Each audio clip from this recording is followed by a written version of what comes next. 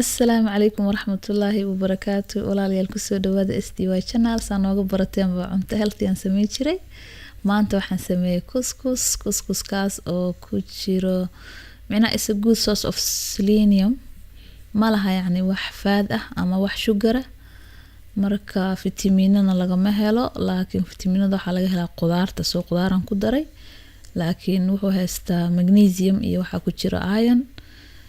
That's the only thing ku jiro oo vitamin ahaan.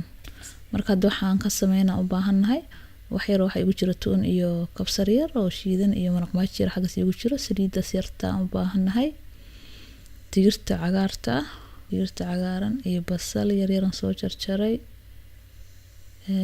carrot waa only carrot aan jarjaray iyo maxay ahayd yaanyadaas aan soo jaray freshka 2 xabo kaliya ah. Kuskuska waxaan marka u baahanaa 1 koob. Haddaad rabtid inaad basatid waa inaad biyaha la ekaysiisaa 1 koob oo biyo ah aan karkariyey, saliid yar aan dhibic ku siinaa oo liifta cuntada lagu kariyo ah, iyo waxaan ku daraa iyo qaado yar oo maraq maaji ah. Laakiin qofkii rabo cusbo ku darsan karaa. Ana maraq maajiga qudaarta aan jeclaa inaan isticmaalo maxaa yeelay chickenka laga shiiday wuxuu leeyahay laf iyo waxaas lagu shiidaa.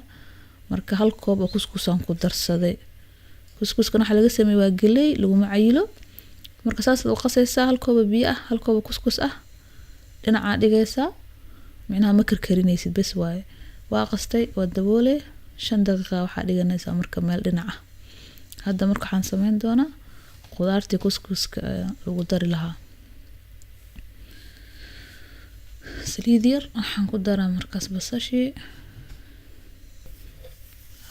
basashii marka iyo waxaan isku shiidaa hadda iyo tuuntii kabsartii. Marka maxay ahayd yaanyadii ku daray xidhan maasha Allah iyo qudaartii. Marka walba wax oo adiga muhiimada waxa ku cayilaysid waa dhargeysa metabolismka oo kor u qaada. Marka gaajo kuma qabanayso marka cunto wixii la wax galey la jajabshay marka kuma baahanaysid.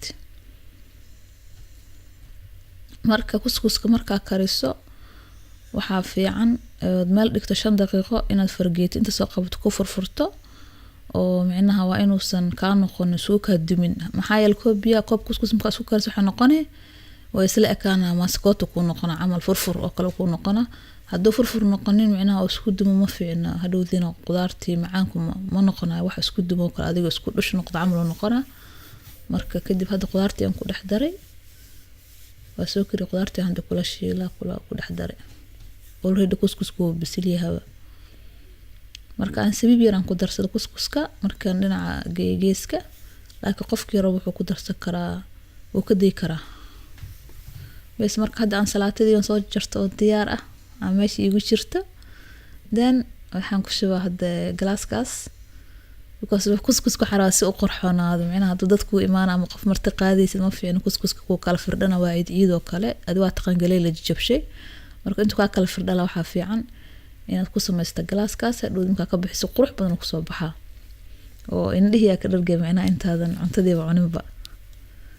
Marka soos u riix si uusan hadhowdii marka soo bixinaysa kala daadan oo isqabsana marka si fiican u soo qabsana maasha Allah. Ayr uga bixi marka ka bixinaysid waa kaas maasha Allah soo qurux kuma soo bixin.